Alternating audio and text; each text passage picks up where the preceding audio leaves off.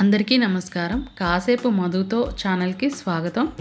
ఈరోజు నేను ఆలు పాలకూర ఎలా చేసుకుంటానో చూపిస్తాను. దీనికోసం నేను ముందుగా ఒక పెద్ద ఆలుగడ్డను ముక్కలుగా తరిగి నీళ్ళల్లో వేసి ఉంచుకున్నాను. అలాగే 2 కప్పుల పాలకూర సన్నగా తరిగి పెట్టుకున్నాను. ముందుగా నేను 2 టీ స్పూన్ల పల్లి ఆయిల్ తీసుకుంటున్నాను. మీరు కావలిస్తే ఇంకొంచెం ఎక్కువ ఆయిల్ వేసుకోండి. ఏ ఆయిల్ వేసుకున్నా పర్వాలేదు. ఆయిల్ వేడెక్కిన తర్వాత 1 టీ స్పూన్ పచ్చిశనగపప్పు, 1 టీ స్పూన్ పొట్టుపప్పు, 1 టీ స్పూన్ జీలకర్ర, 1 టీ స్పూన్ ఆవాలు, అలాగే కారం కోసం 1 ఎండుమిరపకాయ ముక్కలుగా వేసుకుంటున్నాను. కొద్దిగా ఇంగువ వేసి కలుపుకొని వేయించుకోవాలి. ఆయిల్ని తక్కువగా తీసుకోవడం వలన మనము తిన్న ఫుడ్ త్వరగా డైజెస్ట్ అవుతుంది. అలాగే తిన్న తర్వాత పొట్ట బరువుగా ఉండకుండా తేలిగ్గా ఉంటుంది.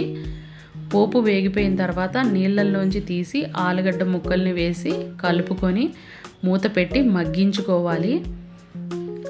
మనము నూనె తక్కువగా వేసాము కాబట్టి మధ్యలో మూత తీసి ఆలుగడ్డ ముక్కల్ని కలుపుకోవాలి. లేదంటే ఆలుగడ్డ ముక్కలు అడుగు పట్టేస్తాయి. ఆలుగడ్డ ముక్కలు ఈ విధంగా మగ్గిపోతే చాలు, ఎక్కువ వేగన అవసరం లేదు.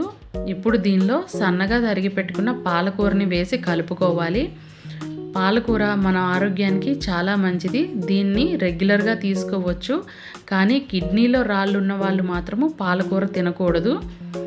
పాలకూరలో ఏ, సి మరియు కే విటమిన్లు ఉన్నాయి. ఏ విటమిన్ మన కంటి ఆరోగ్యానికి చాలా మంచిది. పాలకూర మగ్గిపోయింది. ఇప్పుడు దీనిలో 1 టీ స్పూన్ పసుపు, 1 టీ స్పూన్ ఉప్పు వేసి కలుపుకుంటున్నాను. ఉప్పు మీ రుచికి తగినట్లు వేసుకోండి.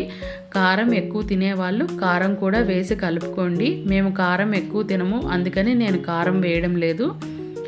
ఉప్పు కూడా చాలా తక్కువగా తింటే మంచిది. ఎందుకంటే మనం ఏదైనా డైజెస్ట్ చేసుకోగలం కానీ ఉప్పును డైజెస్ట్ చేసుకోలేము.